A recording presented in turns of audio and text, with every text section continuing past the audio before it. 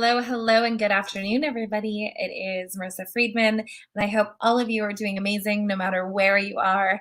I I know the subject line of today's live stream was kind of funny. I thought about you at the car wash, but I really did think about you guys. And I was actually thinking about building recurring revenue streams and, more importantly, how that happens in an existing business. So if you think back a couple of years ago, you wanted to get a car wash, you had a couple of options, right? You would go through the drive-through at the gas station, or you go to your local car wash. And if it's a weekend, you knew that you were going to be spending some time there waiting for your car. And then all of a sudden, right, it kind of crept up on us. This model kind of came up where you could get unlimited car washes for, call it like $14.99 a month. But the trade off that you had to make was that you had to commit to doing your own vacuuming and wiping down the car. And you might like sit here and go, what the hell does this have to do with revenue? But stay with me. In a car wash model, you pretty much know that you're going to have busy times and not busy times, but that revenue kind of predictability isn't there, right? So if you look at it and you go, okay, so now they've gone to a recurring model where people sign up. I'm a member of a car wash here locally, and I sign up. I have my recurring car wash subscription. From the business perspective, all they've done is been able to formulate some predictable revenue around their client base. So they know they have 400. I'm talking about one specific place, and I won't say the name because I got to pick the owner's brain about this. They went from kind of knowing their numbers to knowing that, hey, we have about 450 active subscribers that get the middle tier 1999 car wash. And so, why is that important? And why am I talking to you about a car wash? Well, first things first, they always had the tools at the car wash. But now what they know is, hey, we have about $8,900 a month in predictable revenue based on our membership subscriptions. Now, not every business is going to be membership based, right? But that's one way of looking at an existing business and saying, hey, I'm just going to make sure I can create some predictability from the existing structure. So let's think about that in terms of your businesses and the things that you're doing. And today I wanted to offer you 3 ways to do this without having to spend any money. Because I think so many people are trying to be lean and mean that when you do put down dollars, it's really clear and important for you to know where you want to put that money and how you want to invest it. So, first revenue stream option. You've heard of all of the different, third-party sites. There's Fiverr, there's Upwork, but there's one particular site that I have been on since kind of its inception. And the reason I'm sharing it with you is a couple of reasons. Number one, it doesn't require a ton of lifting room from the perspective of all you have to do is optimize what you already have, which is your LinkedIn. So if you're in transition or you're not wanting to build a particular website, or there's one particular aspect of what you do that you can duplicate over and over again, this is LinkedIn services. So what's great about LinkedIn services is obviously people can go in. There's a section here that says, are you a provider? You can join as a service provider and offer people things like marketing strategy, web strategy, career services. So you can kind of see some of the things that are down there.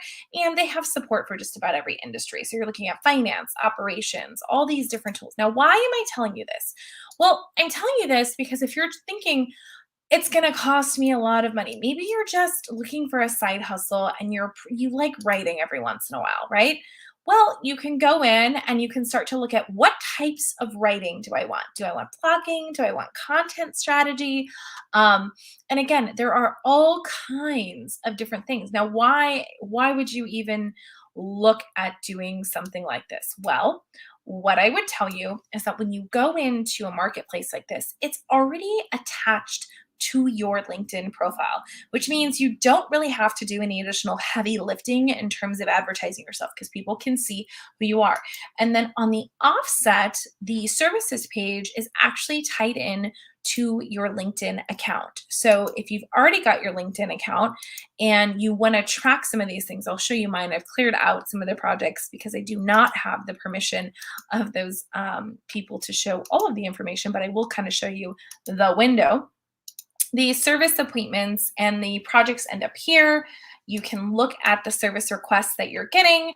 And, again, it is a pretty simple, easy process to set yourself up. And you can kind of see that we've done X amount of, like, I've done about 1,100 different kind of gigs here on LinkedIn. But the point is that that is a way for you to advertise some of your expertise from day one. Doesn't cost you any additional money. Super easy. The second thing that I was looking at was the ability to form a collective with a group of professionals. And I'm not talking about going to an EO or YPO or paying $20,000 a month to be part of a mastermind. What I'm talking about is formulating a little collective of other business owners. So let me explain how this works in practice. I have an incredible coach that I refer business out to for conflict. Her name is Susie Miller. So if I get someone that comes into my sphere, I promote her content. I also make introductions, and she does the same for me. Then I have an incredible web designer by the name of Angie Schultz. She has a company called Opposable Thumbs Marketing. The thing I love about her is she is not just a web designer. She has designed for print and all kinds of collateral. This is really important when you're working with companies that are scaling, because if someone is just a web designer, they're not going to know how to translate all of that to print, to trade show displays, to stickers for cars. I mean, there's a ton of different ways to look at that. So we have formed our own collective of about 10 different service providers, and we literally just fill each other's pipelines. We share each other's stuff, and we all kind of have agreements with one another to give each other some referral fees. Really easy things. So for example, if you're a real estate agent, you've got your title person and you've got your escrow person, think of who the potential prospects that you are working with need. They're going to need maybe a house cleaner, gardener, insurance, like all of those ancillary things, and start to build relationships to build your own collectives. Now, here's how this works in practice. If you have 10 other service providers and you guys are agreeing to share each other's content and you're agreeing to share each other's reach, on average, people have more than 100 followers on each of their social media platforms. So that means if you have 10 people times 100, your content's going to get out quicker and you're going to be able to generate more revenue because people are going to see that people are talking about you. The third way that you can start generating revenue today for free is to set up a little event on Nextdoor.